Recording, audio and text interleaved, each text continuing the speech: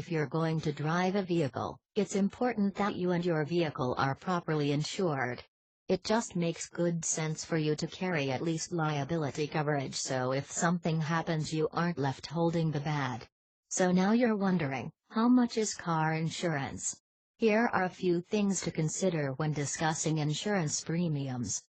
The first thing a company will consider is your driving record. Is it good or bad? Your premiums are directly related to the amount of risk they perceive they are taking with you. If you have a high-risk profile, they're going to stick it to you every month. I remember getting my first 10-year accident-free discount and it was a substantial drop in my premiums.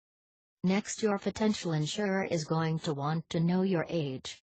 As statistics bear out, the younger you are, the more likely you are to have an accident when you are behind the wheel. The difference in premium between someone age 27 and another age 17 can be as much as 25% with an identical car and driving background. Most companies will start to give you lower rates when you hit age 25 and they may drop even a bit more as you continue to get older.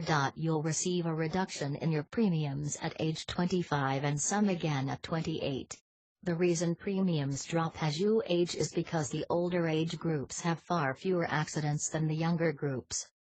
The type of vehicle you drive also makes a big difference when it comes to rates.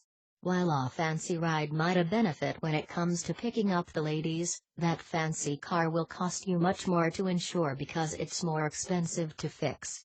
Since insurance is mostly based on claims history, the more expense that is associated with a particular car, the higher the premiums will be.